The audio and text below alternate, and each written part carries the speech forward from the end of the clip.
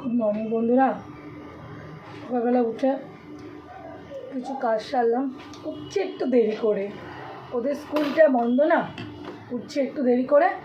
উঠে ওর বাবা night duty করে আসছে, এসে গেছে, বাজার করছে। বড় ছেলেটাও গেল, বাবার কাঁধে ব্যাগ, হাতে ফুলের মালা, অনেকটা হাওড়া ফুলের হাট থেকে মালা নিয়ে ফেরে। তো সেগুলো নেবে, নিয়ে ওর একটু বাজারে এটা দেখবে ওটা দেখবে সেটা দেখবে, বাজার প্রচুর করবে। সবুজ সবজি শেষ হয়ে গেছে, আমার মাথাটা খারাপ হয়ে গেছে। আমি মনে মতো রান্না না করতে পারলে আমার মাথা ঠিক থাকে না। তো এখন সব নিয়ে ঠিয়ে ঢুকবে, এখনও 1 ঘন্টা। তো ছেলে ব্যাগটা নিয়ে গেল। ছেলে থাকলে যেটা হয় আর কি, মেয়ে ছোটো ছেলে সবই বাড়িতে, বড় ছেলেও বাড়িতে, কলেজ। এই সময় অফিস আদালত, অফিসটা ছুটি থাকে না, আমি নিজে অফিস করে জানি ছুটি থাকে না, বাট একটা খুশির আমেজ থাকে, যাই বলো তাই বলো। সেসব একটা দিন ছিল।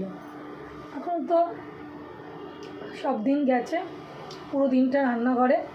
কিছু রান্না চাপাইনি এখনও বন্ধুরা, কিচ্ছু চাপাইনি। রান্না একটা চাপাবো, কী চাপাবো সেটাই ভাবছি।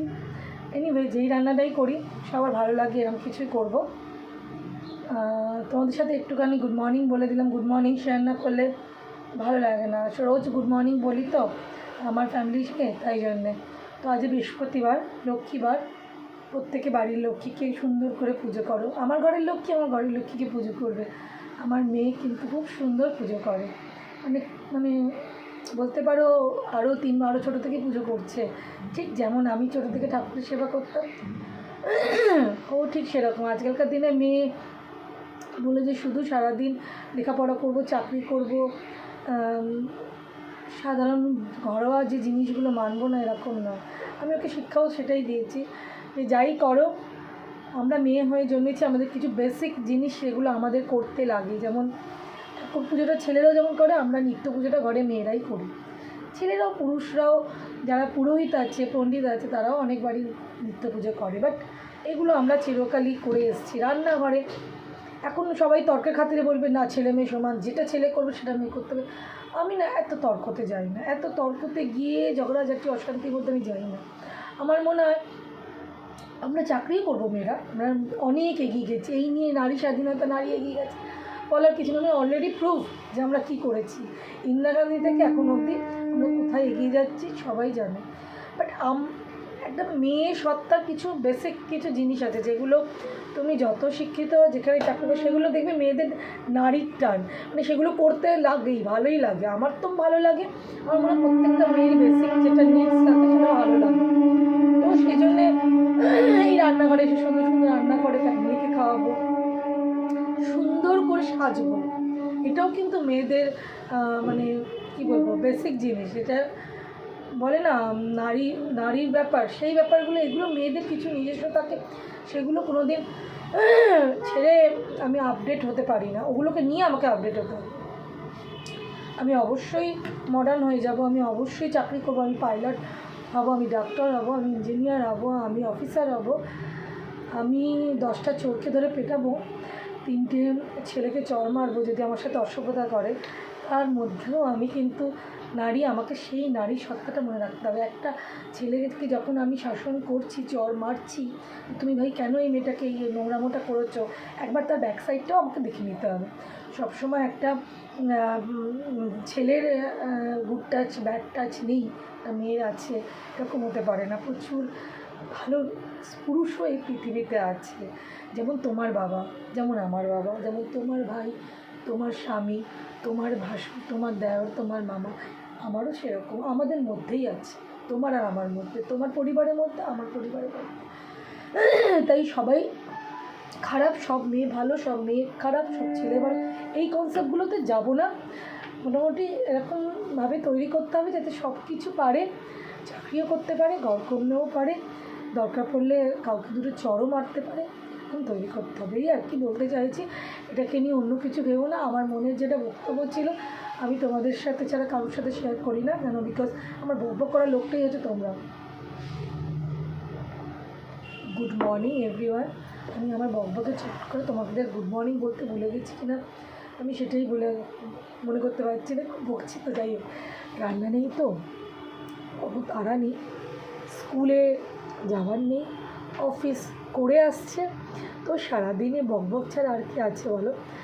যাই হোক বন্ধুরা, আজকের দিনটা তোমাদের প্রত্যেকের ভালো কাটুক। বছরের শেষ এসে গেছে, লাস্ট কাউন্টডাউন স্টার্ট।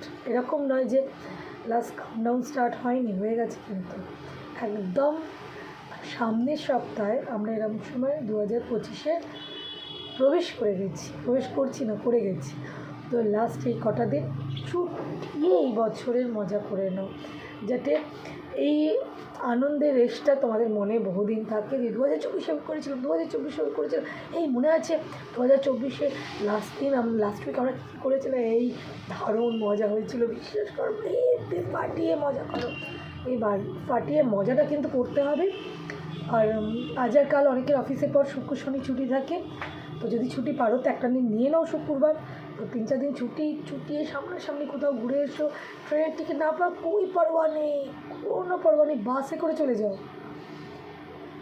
বাসের টিকিট যদি না পাও নিজের কার বুক করে চলে যাও, কার থাকে নিজে কার নিয়ে চলে যাও, যেভাবে হোক ভাই যাও, ঘোরো, আনন্দ করো, চুটিয়ে মজা করো, চুটিয়ে। আমার তো কাল হলে শুক্রবার দিনটাও সারাদিন পেয়ে যাই, আজকে নাইট করে আসবে, শনিবার দিনটাও সারাদিন পেয়ে যাই, রবিবার বেলায় যায়, তার রবিবার আমরা কোথাও বেরোতে পারি না।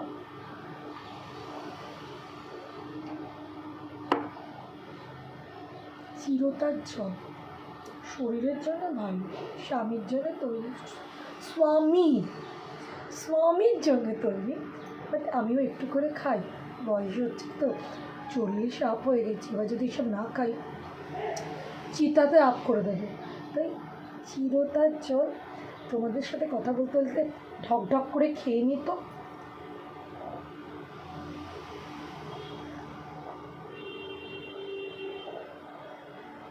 Finish. Good girl, good mother, good wife কোনোদিন বলবে না, সবসময় বললে ব্যাড ওয়াইফ। দেখো বরেরটা চিরতার জল ভিজিয়ে রেখেছি, সে নাইট করে খাবার, সুগার আছে তো, দেখতে কি সুন্দর লাগে না? এই যে আমি খেলাম আর ওকে দিলাম। তো চলো বন্ধুরা, ভেরি গুড মর্নিং, সারাদিন তোমাদের ভালো যাক, দুষ্টু মিষ্টি নিয়ে আজকে সারাদিন চললো। তোমাদের সাথে মাঝে মাঝেই গল্প করব, রান্না করি তোমাদের সাথে শেয়ার করব। তো চলো এখনকার মতন টাটা, পরে কথা হচ্ছে, tata, have a nice day. সুন্দরভাবে অফিস যাও সেজে গুজে, লাইনার লিপস্টিক এগুলো দিতে ভুলবে না, কিন্তু আমি বলতাম না, সেজে গুজে, কিন্তু যেন তোমাকে দেখে আরেকজন একবার মনে হয় যে তাকে দেখি সুন্দর করে সেজেছে। চলো গুড মর্নিং, আর পরে কথা হচ্ছে, ঠিক আছে, টাটা।